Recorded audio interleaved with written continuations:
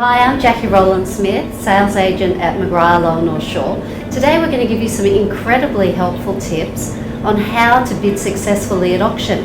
So with me today is Piers van Hamburg, who's our sales agent at Neutral Bay and company director, as well as James Pratt, who's our lead auctioneer for the Lower North Shore McGrath Group. James, everyone's got a strategy for how to bid successfully at auction, but you'd be the man to ask, what do you think is the most successful way to take your property home? It's a good question, Jackie, and I think right now something I'm seeing really working very well is when the auctioneer calls for an opening offer or bid, putting out a good strong bid straight away.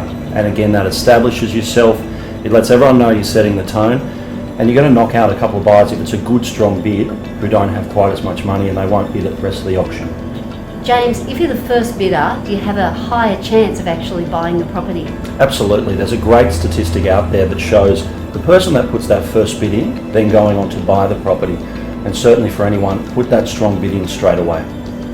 Piers, what would be your killer strategy for buying a property at auction? Look, I think for a busy auction with lots of people registered, you've got to go in there very confidently, bid strong, bid hard. I've seen people actually stand in like next to the auctioneer and saying, whatever that guy bids over there, I'll put another 10,000 on. So you've almost got to scare the competition away. So are there mind games going on at auction? Look, it's intimidation in a way, and you want the underbidder going away saying, you know, the reason I backed off was because that guy was going to own it at any cost. And in reality, the other guy also had a budget. He just made it look like he was never going to stop.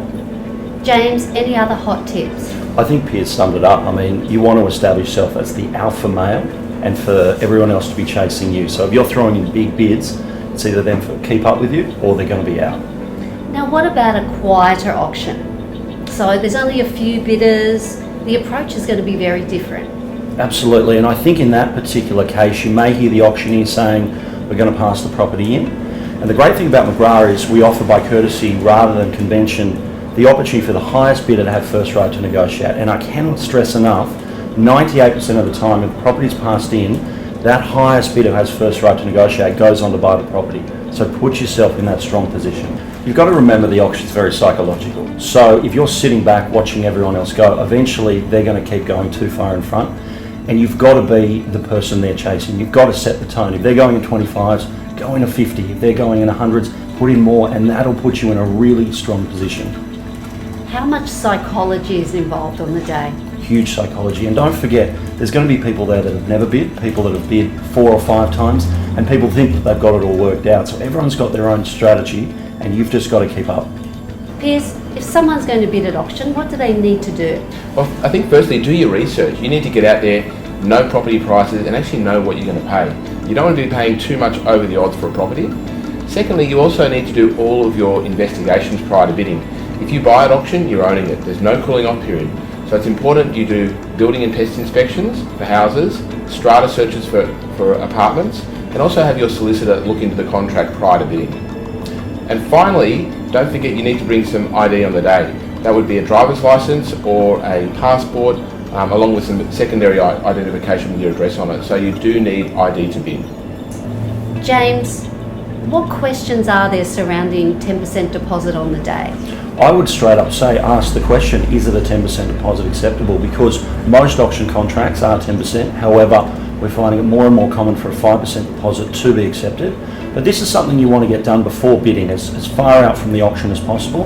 And again, remember, it's going to be a legal matter that your conveyancer is going to want to know about as well. So you have to get in touch with your solicitor or conveyancer to organise this? Ultimately, the vendor is going to say yes or no through their solicitor. Now, what if you need to change the terms of the contract, James? Again, this is a legal matter, something that I would stress you need to advise your solicitor and get recommendations from the vendor's solicitor as far out from the auction as possible. The last thing you want to do, turn up at the auction, ask the agent, could this be changed?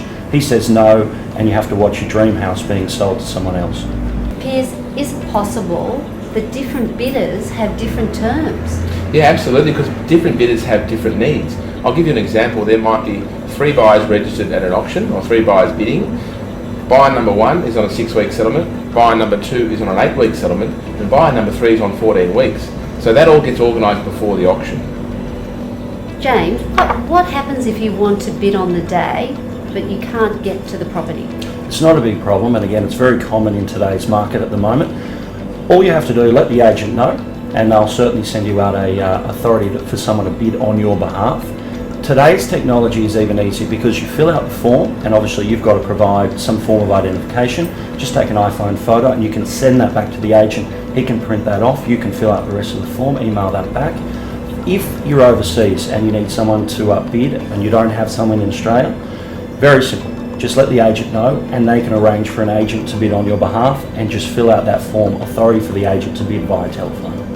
Piers, what if you just don't feel that confident to bid at auction? Look, I understand that it is a bit intimidating for some people. I'm often bidding on behalf of clients at auctions. The only issue is I'm often doing open houses at those times. There are buyer's agents out there for a small fee, for around about $500. You can pay them and they'll go and bid on your behalf. You've got to remember that these guys are professional bidders and they really know what they're doing, and they're really going to be in your corner. So you'd have a good chance of buying it. Absolutely, money well spent. James, why should people be happy to bid at auction? Look, it's honest, it's open, it's fair, it's theatre, and I think at the end of the day, these people they see from their own eyes what actually happened. I agree. Look, auction to me, it represents total transparency, and you know you can buy a property and you're going to pay market value. In summary, do all your research ahead of time, ask your agent for help so that you're completely organised on the day and you can bid confidently and buy your property. And of course, don't forget to bring your checkbook. See you at the auction.